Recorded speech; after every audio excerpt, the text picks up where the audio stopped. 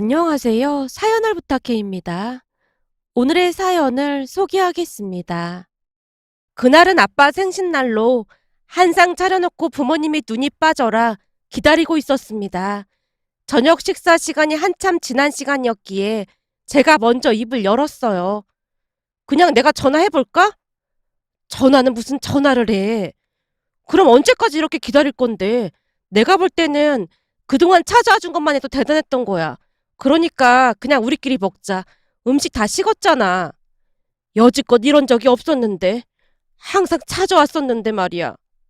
순간 엄마 눈에 눈물이 그렁그렁해졌는데요. 아빠도 많이 서운했던 모양으로 긴 한숨을 내쉬고 있었습니다. 제가 그런 두 분을 달래듯 말했고요. 이제 형부도 형부 인생 살아야지. 언제까지 먼저 간 언니 그리워하면서 살 수는 없는 노릇이잖아. 그러니까 이제부터 엄마 아빠도 더 이상 형부 기다리지 마. 얼른 우리끼리 먹자. 제가 젓가락을 들었고 두 분도 억지로 식사를 시작했는데요. 식사를 하는 둥 마는 둥 두 분 다 현관문만 흘끈거리고 있었어요. 그렇게 한 10분쯤이 지났을 무렵 초인종 소리가 울렸습니다. 왔다 왔어.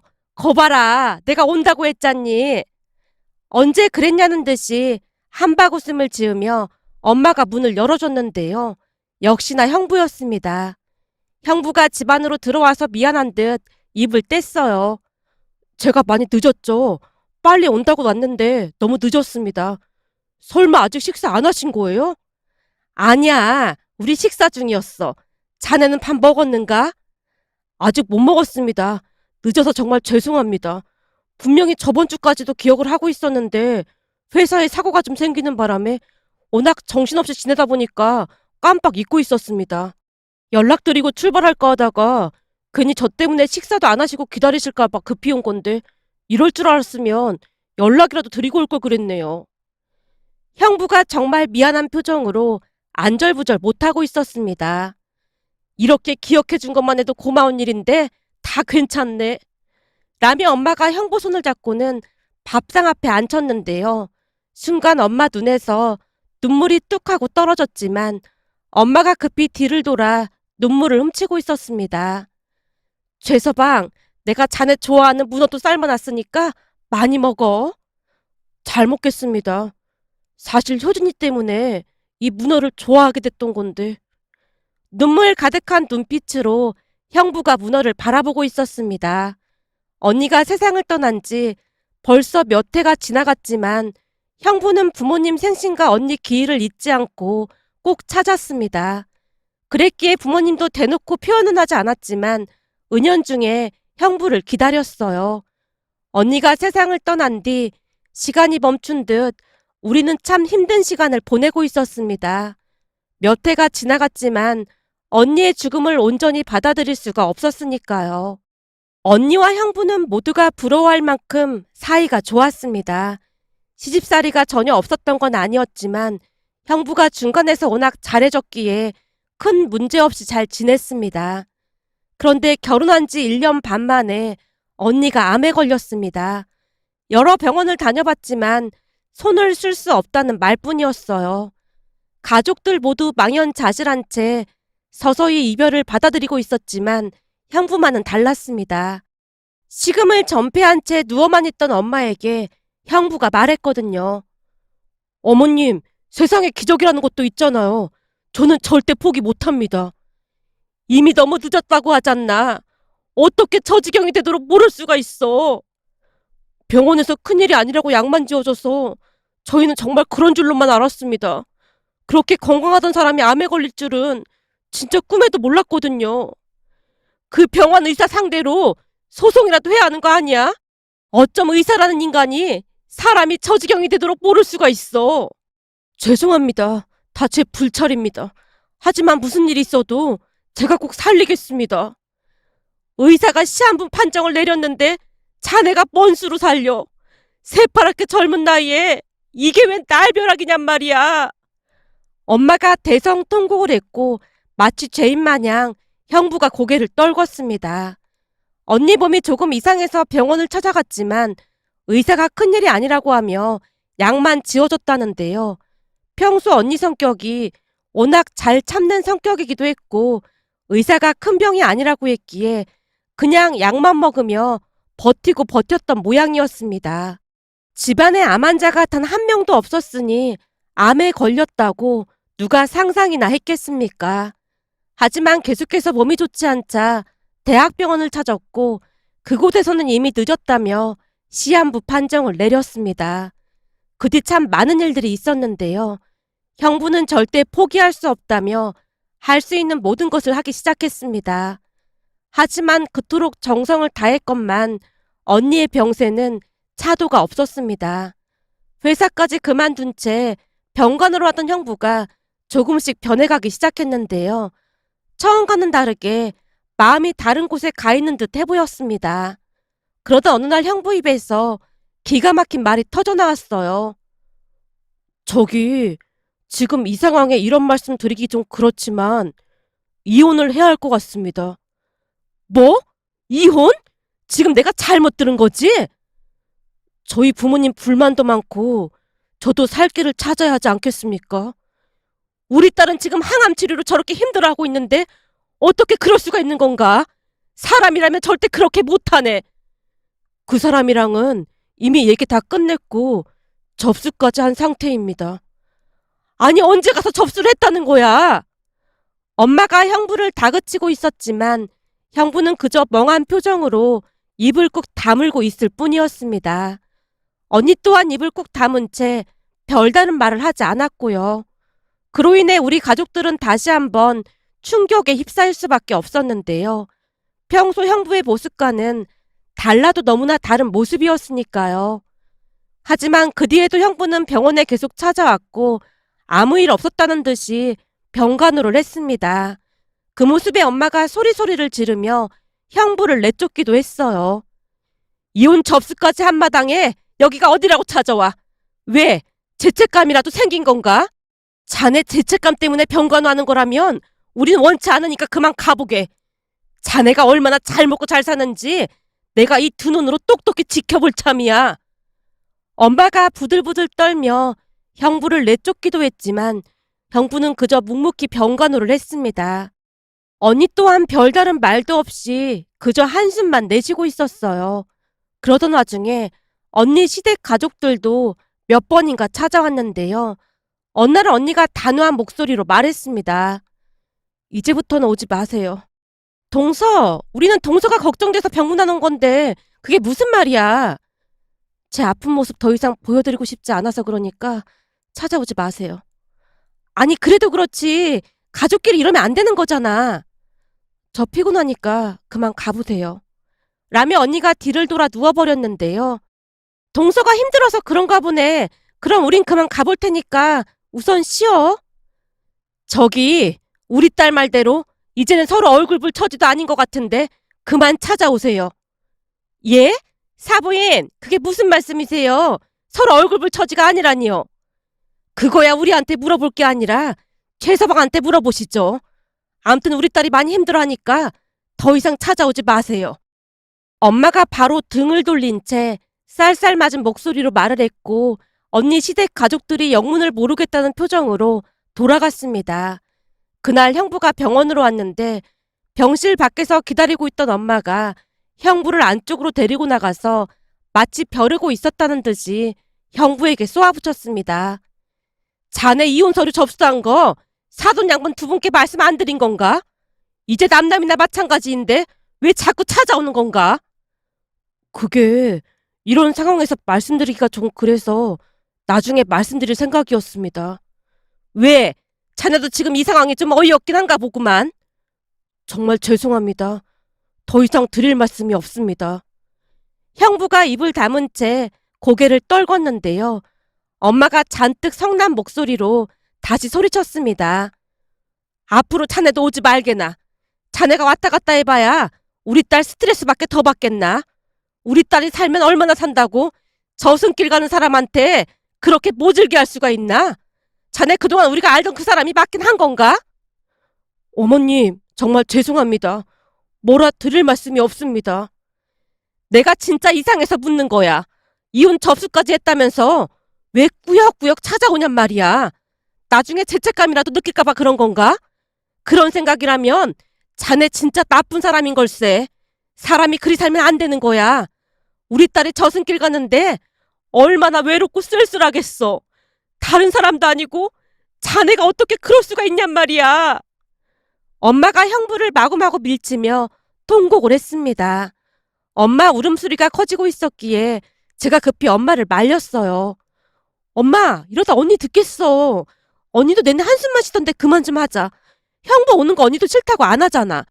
거기다 형부가 이혼 서류 내밀었을 때 언니도 아무 말 없이 도장 찍어줬다잖아. 그럼 이 와중에 네 언니가 이혼을 안 하겠다고 할 수가 있었겠어? 네 언니 입장에서야 당연히 도장을 찍을 수밖에 없었겠지. 채서방 자네 말이야. 진짜 이러면 안 되는 거네. 자네 창희는 나중에 자네한테 회사까지 맡길 생각까지 하고 있었는데 어쩜 우리 딸이 몹쓸병에 걸리자마자 이럴 수가 있는 건가? 어머님, 정말 죄송합니다. 지금은 드릴 말씀이 없습니다. 그 말 좀 그만하게. 자네 그 말 엄청 웃긴 게 마치 나중에는 할 말이 있다는 듯이 들리는구만. 우리 딸 떠나고 나면 자네 볼 일도 없고 장례식장에도 오지 말게나. 그리고 지금 우리 딸 기분 많이 안 좋으니까 그냥 돌아가게. 라며 엄마가 형부를 그냥 돌려보냈는데요. 형부가 어깨를 축 늘어뜨린 채 돌아갔습니다. 잠시 후 병실로 들어간 우리에게 언니가 물었어요. 오늘은 그 사람 안 오나 보네? 무슨 일 있는 건가? 넌 그런 대먹지 못한 인간을 뭐 한다고 자꾸 찾고 그래. 엄마, 최서방한테 너무 뭐라고 하지 마. 엄마는 잘 모르겠지만 나한테 이혼 서류에 도장 찍으라고 서류 내밀던 날 그 사람이 어찌나 손을 덜덜 떨면서 눈물을 흘리던지 아마도 그 사람 나름대로 무슨 이유가 있었을 거야. 이유가 있긴 무슨 이유가 있어. 네가 지금 몸이 아파서 판단이 제대로 안 서나 본데 너 아프자마자 그 인간이 널 버린 거나 마찬가지인 거야. 어쩜 사람이 그럴 수가 있니? 내가 보니 그동안 네 아버지 사업에 욕심이 나서 잘 보이려고 그랬던 것뿐이야. 근데 네가 일이 됐으니까 다 물 건너갔다고 생각하고는 저리 나오는 거고 말이야. 그동안 우리가 사람을 잘못 봐도 한참 잘못 봤던 거야. 이래서 머리 검은 짐승은 거두지 말라는 말이 있는 거야. 우리가 어떻게 해줬는데 이따위로 갚을 수가 있어. 엄마가 씩씩거리고 있었는데요. 언니가 눈치를 보며 조용히 입을 뗐어요. 엄마, 사실은 나 시댁 사람들하고 사이가 많이 안 좋았어. 뭐? 그게 무슨 말이야? 사돈 양반들이 잘해줬다면서. 엄마 아빠한테 시댁 가족들이랑 사이가 안 좋다는 말을 어떻게 하겠어. 사실은 그동안 시댁 가족들하고 사이가 많이 안 좋았어. 우리 집이 조금 잘 산다고 맨날 돈을 못 뜯어가서 안달이 났었거든. 그걸 그 사람이 중간에서 다 막아줬는데 시어머니랑 형님이 난리친 게 한두 번이 아니었어. 그 바람에 나 아프기 전까지만 해도 시댁 사람들하고 영 끊고 살았고 말이야. 근데 뻔뻔한 모습으로 병문안 오는 거 보고 소름이 돋더라고. 뭐? 그럼 당장 이혼을 했어야지. 네가 뭐가 아쉬워서 그런 대접을 받고 살았어. 거봐. 엄마 아빠가 이혼하라고 난리칠까 봐 말 못했던 거야. 근데 그날 그 사람이 아무 말도 없이 나한테 이혼 서류를 내밀었는데 말이야. 라며 언니가 그날 있었던 일에 대해 말하기 시작했습니다. 그날따라 형부가 안절부절 못하고 있었기에 언니가 물었다네요. 당신 무슨 일 있는 거야? 오늘따라 안색도 안 좋은 것 같고 혹시 어디 아픈 거 아니야? 아픈 건 아닌데 당신한테 할 말이 있긴 해. 할 말? 무슨 할 말인데? 그게 말이야. 지금 이 상황에 내가 이런 말 하기 좀 그렇긴 한데. 형부가 차마 말을 꺼내지 못한 채 다시 안절부절 못하고 있더랍니다. 뭔데 그래. 난 이제는 무슨 소리를 들어도 안 놀랄 것 같아. 내가 암에 걸릴 줄 누가 알았겠어. 이제 더 이상 놀랄 일도 없으니까 그냥 말해봐. 여보는 나 믿는 거지? 순간 형부의 눈가가 촉촉하게 젖어 있었다는데요. 그냥 딱 봐도 무슨 일이 일어났음을 직감했기에 언니가 조용히 대답했다네요. 그럼 난 항상 당신 믿지. 그러니까 걱정하지 말고 말해봐. 지금 이 상황에 나도 이런 말해서 정말 미안한데 여기에 도장 좀 찍어줘. 형부가 힘겹게 덜덜 떨리는 손으로 종이 하나를 내밀었기에 언니가 종이에 적힌 글자를 천천히 읽어내려갔다는데요. 거기에는 협의 이혼 의사 확인 신청서라고 적혀 있더랍니다.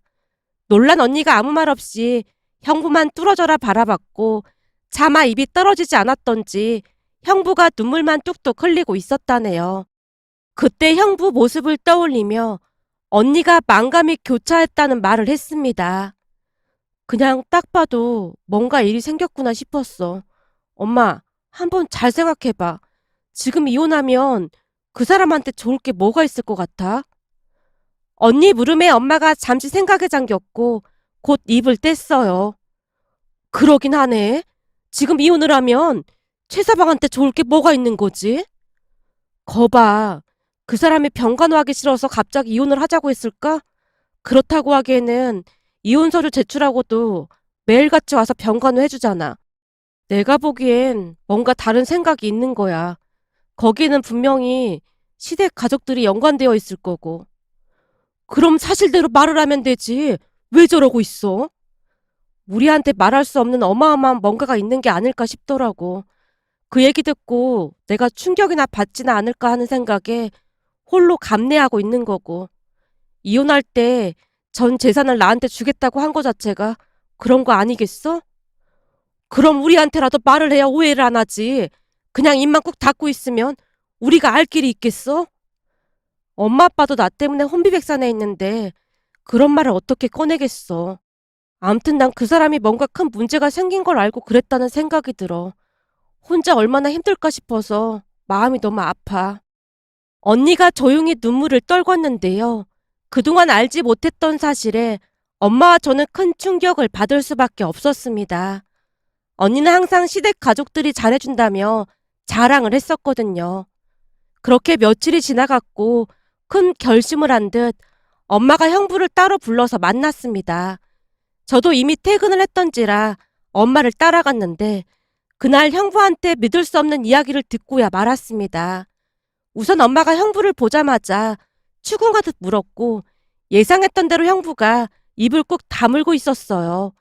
그 모습에 엄마가 단도직입적으로 물었습니다. 자네가 이혼을 원했던 이유에 혹시 사돈 양반들이 연관되어 있는 건가? 우리도 대충 짐작은 하고 있으니까 사실대로 말해보게. 순간 엄마의 말에 형부가 고개를 떨궜고 잠시 후 고개를 들어 형부가 진실을 말하기 시작했습니다. 형부 말에 의하면 언니와 결혼을 하면서 피우던 담배를 끊었다는데요. 언니가 아프기 시작하면서 어마어마한 충격으로 다시 끊었던 담배를 피우게 됐답니다. 그러던 어느 날은 안 사둔 어르신이 형부를 본가로 불러서 갔다는데요. 언니가 좋아하는 반찬들을 주면서 가져다 주라고 했다네요. 평소 언니를 싫어하는 줄 알았는데 반찬까지 챙겨주는 모습에 처음으로 고마움마저 느꼈답니다. 하지만 그 마음은 얼마 가지 않아 산산조각이 나고 말았답니다. 잠시 후 안 사둔 어르신이 밖으로 나갔고 형부도 답답한 마음에 담배나 필까 해서 1층으로 내려갔다는데요. 멀리서 안 사둔 어르신과 형부의 형수가 아파트 뒤쪽으로 급히 들어가더랍니다. 그 모습에 뭔가 이상한 낌새를 느낀 형부가 몰래 따라가서 두 사람 말을 엿들었다는데요. 두 사람이 충격적인 말을 주고받고 있더랍니다. 어머님, 서방님이 와 있다고 해서 나오시라고 했어요. 내가 네 동서 좋아하는 반찬 좀 만들어 봤거든. 딱 보니 이제 얼마 남지도 않은 것 같은데 이렇게라도 만회를 해야 할 거 아니야. 아주 잘하셨어요.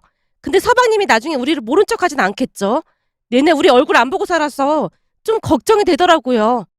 지처가 저 세상 가면 가족이라고는 우리밖에 없는데 분명 모른 척 하진 않을 거다. 그니까 병문안도 가고 장례식장에서도 우리가 연기를 잘해야 한다 그 말이야. 그래야 우리한테 마음을 돌릴 거 아니야. 동서 결혼하자마자 제 친구가 보험을 해서 제가 보험 얘기 꺼낸 적이 있었거든요. 보험 좀 들어달라고요. 그랬더니 동서가 보험 들은 게 많아서 안 될 것 같다고 했거든요. 아마 보험금도 꽤 될 거라 어머님이 서방님을 잘 꼬셔야 할 것 같아요. 거기다 제가 더 알아본 것도 있는데요. 라며 형수가 잠시 말을 멈췄다는데 아마도 주변을 살피는 듯 해보였다네요. 알아본 거라니? 그게 뭔데? 우리나라 법이 참 대단한 게 아내가 죽어도 처가 재산을 상속받을 수 있다지 뭐예요? 아니, 그건 또 무슨 말이야? 아내가 죽으면 이제 처가랑은 남남이 되는 건데 처가 재산 상속을 받을 수 있다니. 우리나라 법이 그렇다고 하더라고요. 근데 조건이 있는데 서방님이 재혼을 안 하고 있는 상태에서 사돈어른 두 분이 돌아가시면 동서가 받을 수 있는 상속분을 서방님이 그대로 다 받을 수 있대요. 그게 정말이냐? 그럼 둘째가 절대 재혼을 하면 안 되겠구나. 그럼요. 동서네 친정 부모님 재산이 어마어마하다면서요. 그러니까 절대 재혼하면 안 되는 거죠. 그걸 어머님이 잘 감시하셔야 해요. 그래야 우리가 편히 살 수 있는 거예요. 이 집안의 장손인 우리 아들이 평생 편히 살 수 있다는 거죠. 알았다. 그럼 내가 절대 재혼 못하도록 해야겠구나. 라며 두 사람이 신나서 대화를 하고 있더랍니다. 그 모든 것을 들은 형부가 어마어마한 충격을 받은 건 말할 것도 없었고요. 그렇게 형부는 급히 언니와의 이혼을 감행했다고 합니다.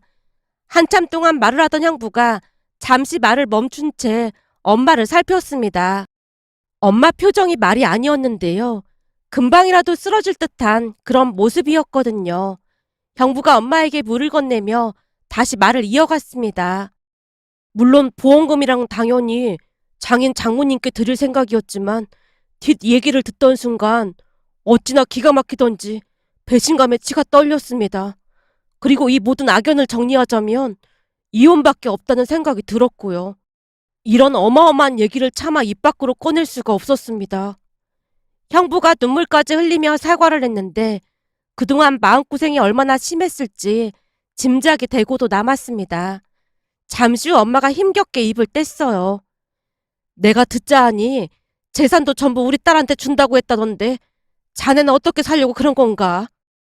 저야 살아있는데 설마 삿입에 거미줄 치겠습니까? 그 사람이 너무 불쌍할 뿐이죠. 사연을 다 알게 된 부모님은 더 이상 아무 말도 꺼내지 않았고 몇 달 뒤 언니는 세상을 떠났습니다. 그동안 형부는 지극정성으로 언니를 병간호했고요. 그런데 장례식장에 형부 가족들이 찾아왔고 형부가 조용히 밖으로 데리고 나가는 모습에 몰래 뒤따라 가봤는데요. 형부가 그 사람들을 쏘아보며 조용히 말했습니다. 그렇게나 힘들게 하더니 갑자기 동정심이라도 생겼나 보죠. 여긴 뭐하러 왔어요? 우리가 가족인데 당연히 와야지. 얘가 뭔 소리라고 있는 거야? 가족? 가족 같은 소리 하고 있네. 그 사람 보험금이랑 돈이 탐나서 온 거겠죠. 나도 봐주는데 한계가 있으니까 최소한의 양심이 있으면 그냥 돌아가세요. 아니 얘가 자꾸 뭔 소리라는 거야? 안 사둔 어르신 형부를 나무라고 있었는데요. 형부가 그 사람들에게 일침을 가했습니다. 잘 들어요. 그 사람이랑 나랑 서류상 남남이에요. 서류상 남남이라니 그게 뭔 소리야? 말 그대로예요. 그 사람 떠나기 전에 우린 이미 합의 이혼했습니다. 재산 다 그 사람한테 줘서 나 빈털털이니까 그만 가보세요. 뭐? 이혼? 퍽도 그렇게 했겠다. 네 성격이 아픈 사람을 데리고 이혼은 무슨 이혼을 했겠어? 그럴 줄 알고 내가 서류도 다 가져왔으니까 똑똑히 보세요. 형부가 그 사람들한테 서류를 내던졌고 서류를 확인하던 안사돈 어르신이 손을 벌벌 떨며 울부짖었습니다. 네가 제정신이야? 가만히 있으면 다 네 돈인데 왜 이혼을 해? 이제 나한테는 가족은 없으니까 다시는 찾지도 마세요. 아주 무섭고 진절머리근하네요. 라며 형부가 뒤를 돌아섰는데요. 순간 저와 눈이 마주쳤고 형부 눈에서 뜨거운 눈물이 쏟아지고 있었습니다. 그런 형부가 어찌나 안쓰럽던지 불쌍하다는 생각마저 들었답니다. 그 뒤 형부는 본가 가족들과 연을 끊고 산다고 들었습니다. 거기다 장례식이 끝난 뒤에는 우리 가족들과도 연을 끊은 채 연락조차 되지 않았어요. 그 바람에 가족들 모두 걱정을 하고 있었는데요. 어느 날 모르는 번호로 엄마에게 전화가 왔고 형부가 걱정하지 말라는 말만을 남긴 채 전화번호도 바꾸고 잠적한 모습이었습니다. 그렇게 시간이 지나갔고 언니 기일날 형부가 집으로 찾아왔는데요. 그동안 어디서 어떻게 산 것인지 얼굴이 말이 아니었습니다. 그날도 형부는 별말 하지 않았지만 아빠가 조용히 형부에게 말했어요. 그렇잖아도 자네를 기다리고 있었네. 우리 딸이 세상 떠나기 전에 우리한테 부탁을 한 게 있어. 그 사람이요? 둘이 살던 아파트랑은 자네한테 꼭 돌려주라고 했네. 마지막 소원이라고 신신당부를 했어. 그러니 아무 말 말고 밖에 나. 제가 무슨 염치로 그걸 받겠습니까? 괜찮습니다. 괜찮긴 뭐가 괜찮아. 땡전 한 푼 없이 고시원을 전전하고 있으면서. 아버님이 그걸 어떻게 하셨어요? 그냥 그렇게 숨어버리면 내가 모를 줄 알았나? 내내 지켜보고 있었네. 우선은 이건 밖에 나. 그 집 비어 있으니까 다시 들어가서 살면 되네. 그날 가족들과 형부가 얼마나 많은 눈물을 흘렸는지 모르겠습니다. 그 뒤 형부는 부모님 생신날과 언니 기일날을 잊지 않고 찾아왔는데요. 부모님 또한 이제는 당연하다는 듯이 형부를 기다렸습니다. 그날도 형부가 늦게나마 들어오는 모습에 부모님이 한바구음을 지었고요. 그 모습에 걱정이 될 수밖에 없었기에 집을 나서는 형부에게 조용히 말했어요. 형부, 이제는 형부도 형부 인생 사셔야죠. 그러니까 앞으로는 찾아오지 마세요. 나중에 형부가 다시 재혼이라도 하게 되면 두 분이 어떻게 될까 걱정도 되고요. 저제, 난 말이야. 재혼 생각 없어. 그냥 지금이 편해. 나한테 가족이라곤 여기밖에 없는데 오지 말라고 하면 나 너무 힘들 것 같아. 여기나 와야 그 사람을 느낄 수 있어서 참 좋거든. 아직도 그 사람이 곁에 있는 것만 같아. 그리고 본가 가족들에게 너무나 큰 배신감을 느껴서 딱히 누군가를 만나고 싶지도 않고 말이야. 그 사람처럼 날 생각해준 사람을 다시 만날 수 있을 것 같지도 않고 말이야. 그러니까 제발 부탁인데 그냥 지금처럼 이렇게 살게 해줘. 형부가 옅은 미소를 지은 채 인사를 하고 돌아갔습니다.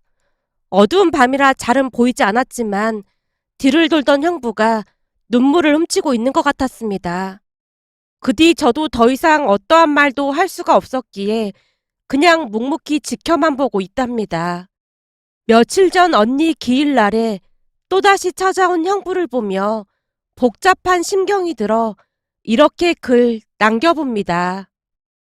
오늘의 사연은 여기까지였습니다. 즐겁게 보셨다면 구독, 좋아요 부탁드립니다. 고맙습니다.